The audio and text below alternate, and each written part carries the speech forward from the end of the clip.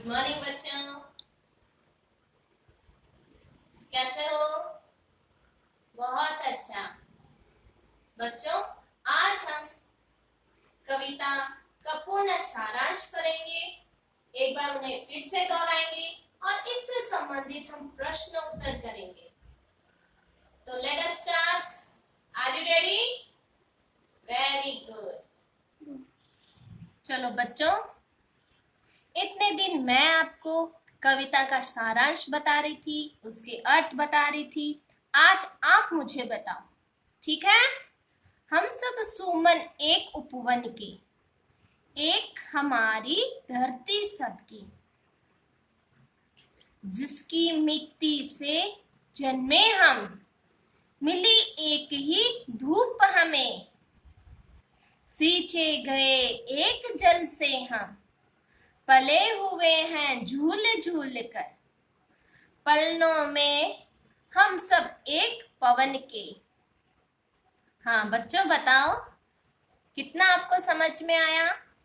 अच्छा, यानी अगर हम जॉइंट फैमिली में रहते हैं तो हम छोटे छोटे बच्चे एक सुमन की तरह होते हैं और हमारे जो घर के मुखिया होते हैं वो एक उपवन होते हैं। हमारे घर के जो बड़े बुजुर्ग होते हैं वो हमें समान रूप से हमें खाना देते हैं।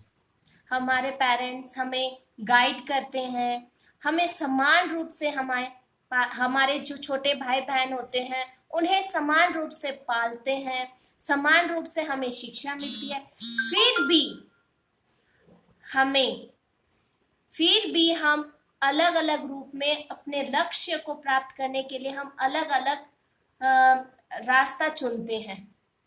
जैसे हम एक ही परिवार में बहुत जन रहते हैं, कोई डॉक्टर बनना चाहता है, कोई इंजीनियर, लेकिन हमारी जो पेरेंट्स, हमारी जो माँ है, हमें समान रूप से तो खाना देती है। ऐसा तो है नहीं कि ये बच्चा डॉक्टर बनने वाला है तो हम उसे अलग ही खाना दें, ये बच्चा इंजीनियर बनने वाला है, तो वैसा नहीं होता है। यानी एक हमारी धरती सबकी माँ एक होती है जो हमें एक समान हमें पालती है और हमें लालन पालन करती है हमारा, जिसकी मिट्टी में जन्मे हम, जहां हमारा जन्म हुआ है। ऐसा तो नहीं है कि मैं टीचर हूं तो मेरे लिए राजमहल आएगा, आप स्टूडेंट हो तो आपके लिए जो, यानी कि हमारी सबकी मिट्टी भी एक है और एक ही धूप हमें है, मिली एक धूप हमें, यानी शिक्षा भी हमें समान रूप से दी जाती है। फिर भी हम अलग अलग रास्ते चुनते हैं। सींचे गए एक जल से हमें एक ही जल से सींचा जाता है। एक ही जल, यानी आप पहले इंग्लिश पढ़ते हो, सभी बच्चों को एक साथ इंग्लिश पढ़ाया जाता है, फिर मैथ पढ़ाया जाता है, फिर सोशल साइंस पढ़ाया जाता है, यानी सभी को एक ही जल से सींचा गया है, पले हुए झूल झूल कर। अब जब आपकी क्लास में, आपकी कक्षा में कुछ एक्टिविटी होती है तो आप सब मिलजुल कर उसमें भाग लेते हो। पलनों में हम एक पवन के, यानी जब आपकी एक्टिविटी होती है तो हम एक साथ उसमें पार्टिसिपेट करते हैं, एक साथ खेलते हैं, चाहे वह रंग का, रूप का, आकार में कैसा भी हो, हम सब मिलजुल कर रहते हैं। क्यों? क्योंकि हमारी धरती एक ही है, एक ही मकसद होता है, अपने लक्ष्य को प्राप्त करना, मिलजुल कर आगे बढ़ना, नए संसार का निर्माण करना।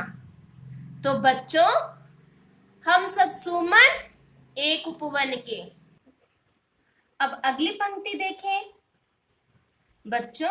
अब मुझे लग रहा है अगली पंक्ति में एक संस्कृत का एक श्लोक याद आ रहा है, वसुदेव कुटुंबकम। देखो, ये पंक्ति जो पूरी की पूरी इस संस्कृत श्लोक को की परिभाषा को स्पष्ट करता है। देखें, हम सब सुमन एक उपवन के, रंग रंग के रूप हमारे, अलग अलग है क्यारी क्यारी, लेकिन हम सबसे मिलकर ही है उपवन की शोभा सारी। एक हमारा माली, हम सब रहते नीचे एक गगन के। तो बच्चों, वसुदेव कुटुंबकम, वसुधा यानी धरती, धरती में जितने भी जीव जंतु प्राणी सब एक परिवार है। उसी परिवार के हम एक सदस्य हैं, जिनमें रंग रूप आकार छोटा बड़ा सब कुछ आ जाता है, जिनमें प्रेम त्याग और समर्पण की भावना जागृत होती है। बच्चों, हमारी अलग अलग क्यारी यानी हम अलग अलग जाति के होते हैं, और अलग अलग जाति के होने के बावजूद भी हम सब एक हैं, हम सब एक हैं, और एक होने के कारण ही एक नए राष्ट्र का निर्माण किया जाता है। जिस तरह हम कहते हैं भारत मेरा देश है और सभी भारतीय मेरे भाई बहन हैं, हम कहते हैं ना। तो ये सब क्या है, अलग अलग क्यारी होने के बावजूद भी अलग अलग जातियां होने के, जैसे ब्राह्मण शूद्र मुस्लिम सिख ईसाई, भले क्यारियां अलग हो लेकिन इन सब हम सब से मिलकर ही एक उपवन का निर्माण हुआ है, यानी एक नए राष्ट्र का निर्माण हुआ है। और उन सब का एक हमारा माली, यानी उन सब में हम एक हमारा माली जो हमें गाइड करता है। कौन है वो? हमारे पेरेंट्स, हमारे टीचर्स, हमारे लीडर्स, वो सब एक हमारे माली है जो हमें हर बाधाओं से लड़ने की हमें बाधाओं से लड़ने के लिए हमें प्रेरित किया जाता है। सूरज एक हमारा, जिसकी किरणें उर की कली खिलाती, एक हमारा चांद चांदनी, जिसकी हम सबको नहलाती, मिले एक स्वर हमको भंवरों के मीठे गुंजन के, हम सब सुमन एक उपवन के। बच्चों, इस पंक्ति में क्या कहा गया है?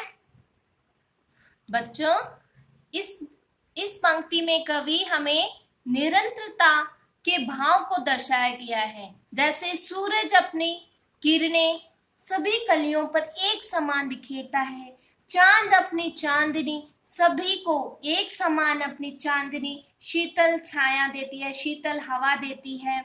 उसी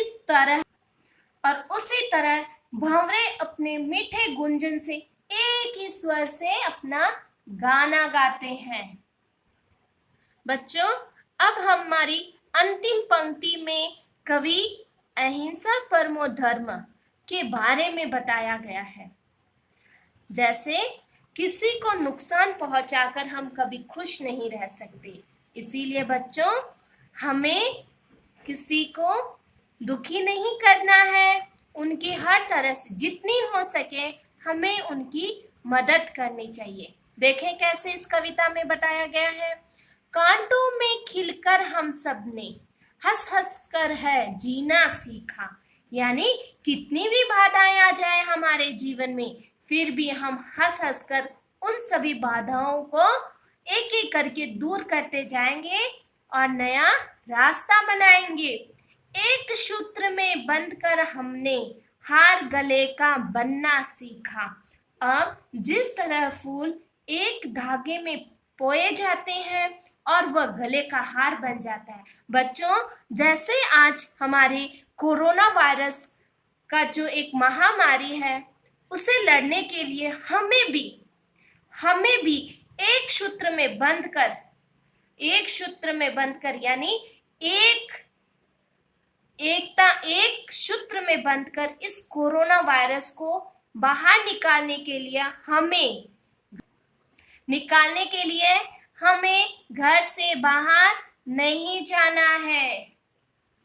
तो बच्चों, ये तो थी हमारी पंक्ति का सारांश।